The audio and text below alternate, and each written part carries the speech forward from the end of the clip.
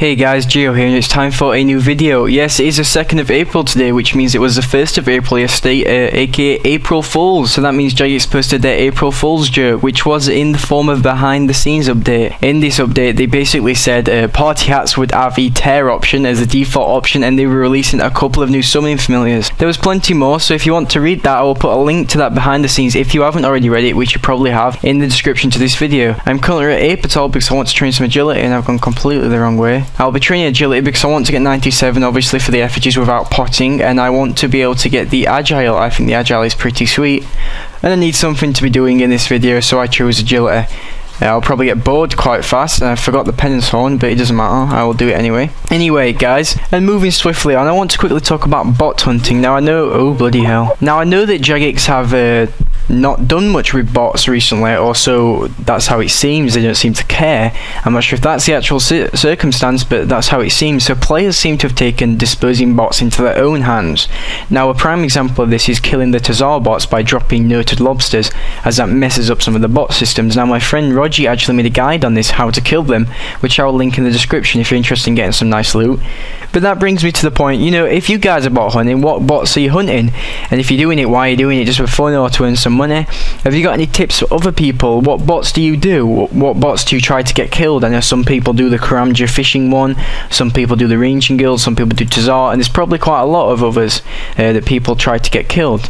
This is probably quite fun. I know it seems to be quite crazy at the moment, disposing of bots, because they are swamping the game. And while we're talking about bots, since bots are all basically trolls, let's talk about some trolling on RuneScape. Now the one thing I want to talk about in this is the teletab thing, where people basically stand at the Grand Exchange and say buying any teletab 100k, and then someone trades to sell you a teletab, and you quickly decline the trade and they end up teleporting. Now imagine if you're the one doing the prank, it's actually pretty fun, but if you're on the receiving end, it's probably quite annoying, as you thought you were going to get a nice 100k and then ended up being teleported somewhere really random. So if you do any RuneScape trolling just for fun, no rule breaking, no, you know, being a dickhead, just funny little pranks, if you're doing it, what do you do?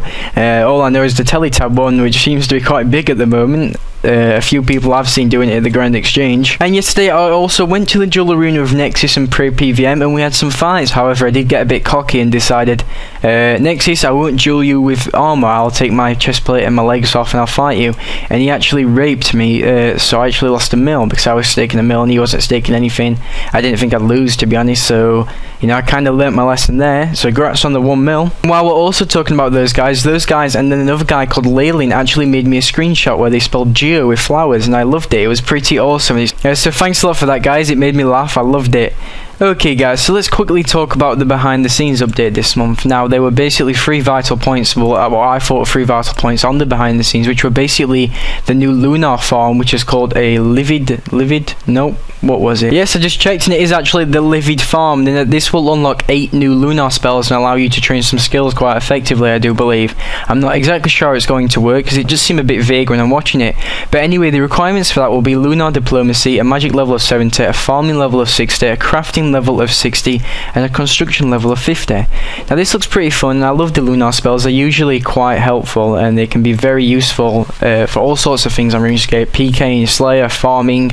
So I am very curious as to what spells these are going to be. And the next thing was the clan camp, which is obviously released on the 12th of April, as they said a few days ago, which will mean a lot more clan integration into RuneScape. But something that Jagex have been doing for the past couple of years is hinting more towards clan integration into RuneScape, doing a lot more with clans, which will motivate clans to be created. However, it almost feels to me like this is targeting more at people making new clans. So I'm wondering how it's going to be for clans that are already well established, clans that have been going for a few years, 5 years, 6 years. You know, I'm wondering how it's going to help them, because I know they've mentioned things like clan pages on the RuneScape website, ability to put events in your clan hall. So I'm wondering how it's going to help and what will clans decide to do. I'm looking forward for it there. Oops, I can't talk. I'm looking forward for it to do with my clan, because it'll be a lot to, you know, it'll be a lot. Oh my god, I can't talk today. Well, anyway, I'm looking forward to it. It's a pretty good update, and it's finally what Jagex have been saying they've been doing for a while, more clan integration actually in the game rather than clan events. We're seeing it in the game, and we'll be able to affiliate ourselves with clans, which is something I'm very much looking forward to. However, an update I'm not much looking forward to this month is the items kept on death changes, which will basically mean you might be able to keep a good load of your items that you wouldn't have usually been able to keep, and they'll be introducing the concept of limbo, which won't be included for PvP activities where you would lose your items, but otherwise in the game we'll have a limbo thing where you'll be able to choose where you want to respawn, and you'll be able to unlock these different spawn points like Lumbridge, Falador, Camelot and Soul Wars, and you'll be able to respawn at different settlements in RuneScape. And things like coins, I believe, will always be kept when you die. Now I think this is moving towards, again, Jagex making the game a lot more easier, which is something a lot of old school players especially don't like, and it's something I don't really like, the game becoming easier and easier, because one of the original things I liked about RuneScape was it's so easy to set yourself back. It's so easy to lose all your stuff and then you have to restart, and that's something I liked about RuneScape, and something that's not on World of Warcraft, it's not on Guild Wars, it's not on other MMORPGs. So I'm not much looking forward to that update, although I am looking forward to see how Jagex integrates it into the game. And obviously this month is April, so we'll be seeing the Easter event. I'm not a huge fan of the holiday events, but I guess it'll be pretty fun. And this month, Kate and Prince William, Kate Middleton that is, are getting married on the 29th of April, so Jagex will be doing some, I don't know, a kind of holiday event for it, since obviously when they get married it's a public holiday in the UK. So Jagex will be in the party spirit by releasing things like fireworks, bouquets of flowers and confetti and firecrackers to put their part into the marriage of Prince William and Kate Middleton. I guess that might be pretty fun. We'll see how it's integrated. I'm not a big fan of that. I'm not much of a royalist, but we'll see how it goes. And they're going to put some things like the King Black Dragon maybe getting married to the Calphite Queen. I do wonder what their kids would look like. That might be an interesting monster to fight.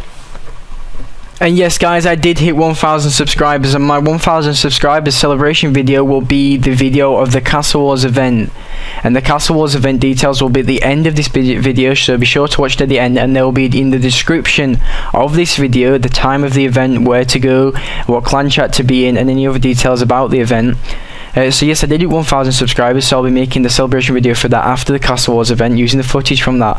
And a lot of you guys requested a real life video. Now this is something I've decided against on this channel, purely because this channel was always intended to be the official channel of my fan site. However, it became more of a channel for my commentaries and my RuneScape guides. I don't want it to change into a real life channel. I want it to stay fully RuneScape orientated and orientated to my websites, which are RuneScape related. So when I have a larger subscriber base and actually can pull off making another channel, a real life channel, I think I will do that. So you guys will get a real life video at some point, like you requested on that video. Just probably not on this channel, because I want to keep it RuneScape orientated. I want it how I originally intended it to be, or at least similar to that. My upcoming guide is going to be a money making guide. However, the first guide will be a dungeoneering guide. Now I will be releasing the first part of my dungeoneering guide, which will probably be called Dungeoneering the Basics. I'll be probably releasing that tomorrow. You may get it tonight after this video. It depends on how fast the video exports and how fast it uploads. If it's not tonight, it'll be tomorrow, so there'll probably be 2 videos tomorrow, including the first segment of the dungeoneering guide, because as I said when I announced it, I would be breaking it up into different sections. Okay guys, so let's quickly talk about the Castle Wars event. The Castle Wars event will be at 6 PM next Saturday, so that will be the 9th of April, 6 PM BST, so that is 6 PM London time. For GMT-5, aka EST, that will be 1 PM. I will put a countdown to the event in the description of this video, so you know exactly how long till the event, and you're always free to ask in my clan chat if you're not sure about your time zone. I will put a list of different time zones, what time the event will be next Saturday, the 9th of April. You'll be able to join my CC, so that's Geo_RGE for the event, and we'll be going to our own Castle Wars world. And the Castle Wars world we will be using is World 23. That's not a Castle Wars world, obviously, so we'll be going into it and we'll be trying to make our own world. I think we'll definitely have enough people for it to be a fantastic, fun game. So I hope to see you all there. World 23, London time, 6 PM the Saturday the 9th of April. More details will be in the description of this video, along with what we can call an invite card, which you'll be able to send to your friends, which will be a small image with all the details of the event. I look forward to that, and I hope to see you guys there, and I will be recording it and make a video based based on it. And Arbiter Sport and Cthulhu, my friends who are also getting involved with this event and inviting their subscribers, will also be making a related video talking about the event or mention it in one of their videos. If they do, I will put a link to that in the description of their video where you can check it out. Before I talk about my 5 favourite comments on this video, I'm quickly going to mention why I'm so slow at agility, because it's mind-numbingly boring. And when I'm actually doing it, I'm so slow. I probably get around 5,000 XP an hour because I'm on the other screen. So it's got 2 screens. I'm on the other screen watching a movie or coding, and I completely forget I'm doing agility because it's just not that engaging. Oh, it's something I want to get done. So if you guys have any tips for agility, please let me know in my clan chat, on my YouTube inbox, or on the comment section of this video.